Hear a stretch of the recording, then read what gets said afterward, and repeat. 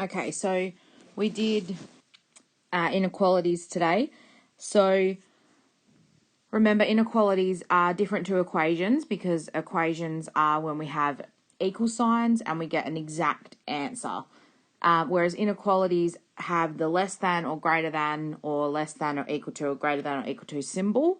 And it means that we could have, so for example, our answer could be 10 or more, or -5 or less, or something like that.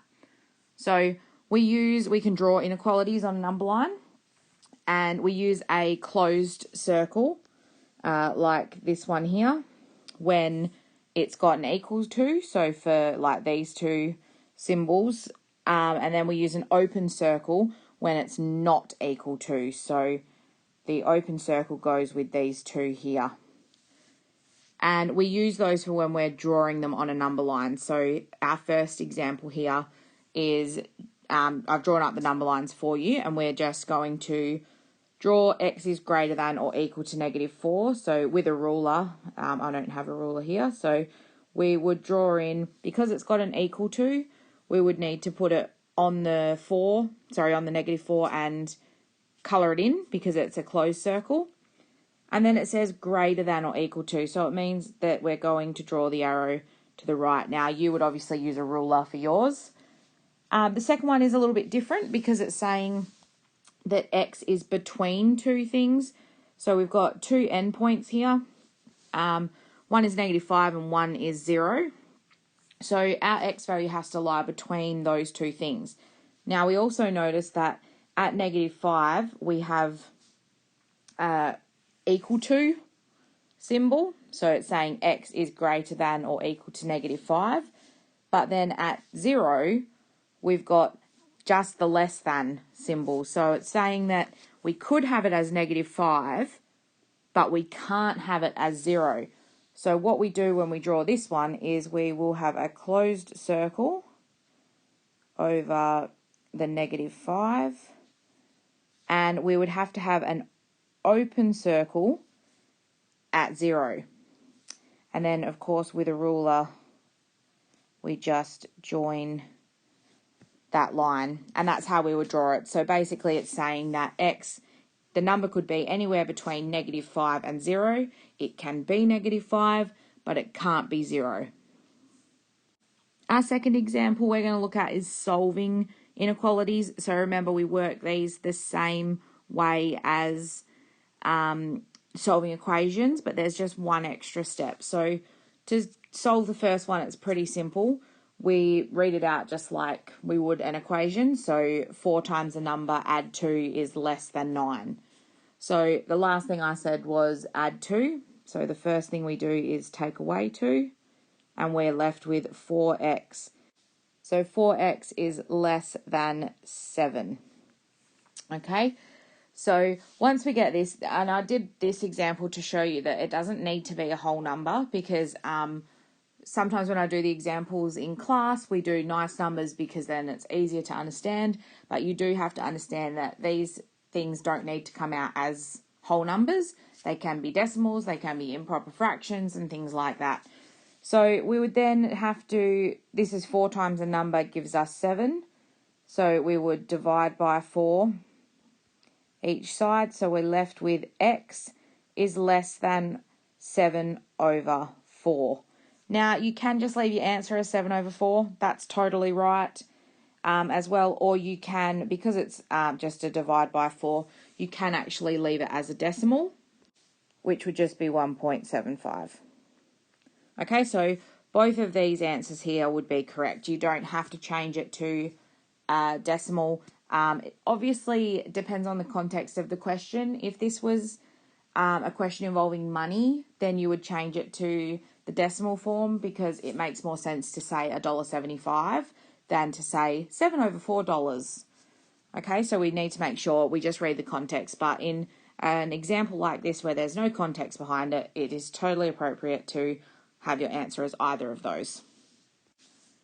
Okay, so example number 2, this is where things get a little bit different with inequalities compared to equations, and you'll see that because of we are multiplying or dividing by a negative number, okay, and that changes things with inequalities. But to start with, we've got negative 3x add 2 is greater than or equal to negative 10.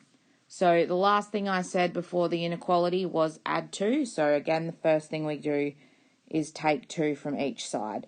So we have negative 3x is greater than or equal to negative 12.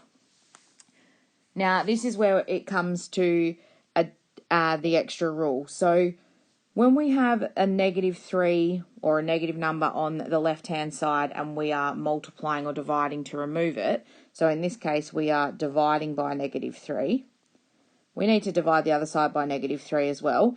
However, when we do this answer, we swap the sign. So we swap the inequality to the other way. And we'll go through why in a moment. So if we've got x left here, and negative 12 divided by negative 3 is positive 4. So what you can see there is to make the original equation true, we need a number that is less than or equal to 4 to make that true.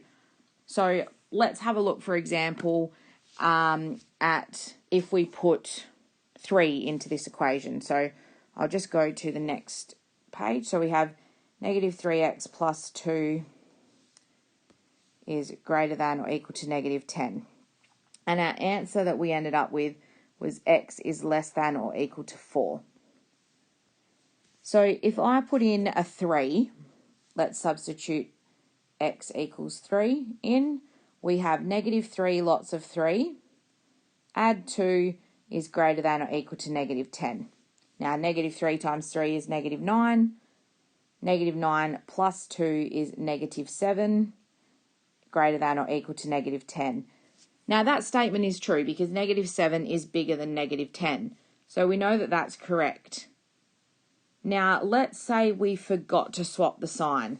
Okay, and I'm going to draw this in red so you understand that it's the wrong answer. So if we forgot to swap the sign and you got this as your answer, for example, and let's now put in 5. So if we've got x equals 5 now, and again, I'm doing it in red so you know it's incorrect. So we put negative 3 times 5 plus 2 is greater than or equal to negative 10. Now, negative 3 times 5 is negative 15. Negative 15 plus 2 is negative 13. Now, if we have a look at this statement that we've got here, negative 13 is greater than or equal to negative 10.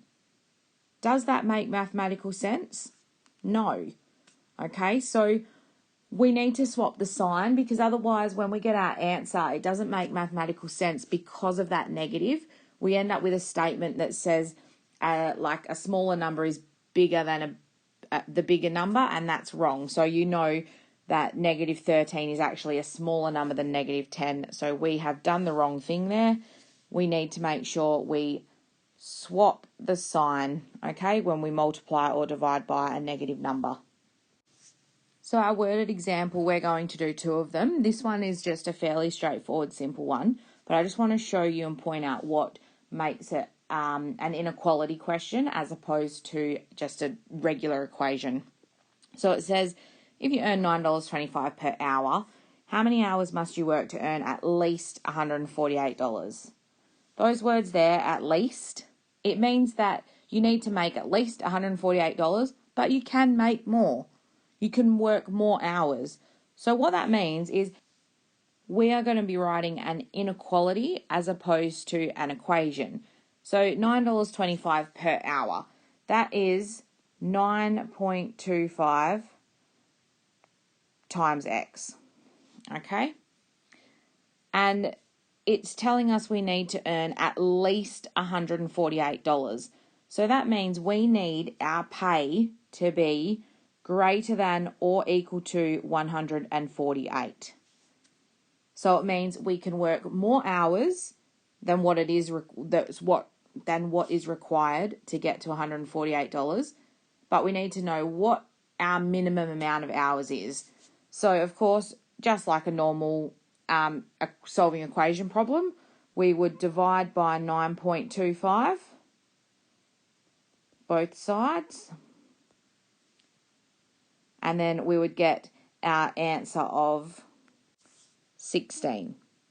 So that means we would need to work at least 16 hours. Okay, so if we could work 17 hours, 20 hours, 25 hours, but we need to work a minimum of 16 hours to make that $148. Okay, and again, worded problem, so we should answer with a sentence. So, must work at least 16 hours. Okay, to make that $148. The last example here is, suppose you have a gift card worth $20 for one long distance phone call.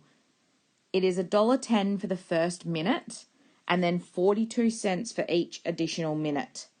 What is the longest you can talk? Okay, so we've only got $20 to play with here. We can't go over that. But we also don't have to spend that full $20. We don't have to talk until we max out that $20. So we need to write an inequality. So it's $1.10 for the first minute. And then it's going to be add the 42 cents. Remember, we would need them both in the same units, which is why I'm writing 0.42. So it's 0.42 cents per minute. And this added together has to be less than or equal to 20. Because we only have $20 to spend. We've only got the $20 gift card. So just like with the rest of the problems, we get rid of the $1.10 first. So we would take away 1.1 from each side. And we're left with 0.42 M is less than or equal to 18.9. Okay, which is $18.90. We then divide by 0.42 on each side. I'm running out of room here, so I'm just going to go up to here. So if we divide by 0.42 on each side, we end up with 45 minutes. So the minutes is less than or equal to 45. What that means is we can't talk for any longer than 45 minutes on the phone. Otherwise, we will go over our $20 limit. Okay, so the longest, we'd answer with a sentence, the longest we can talk is 45 mins. Okay, I hope this one helps.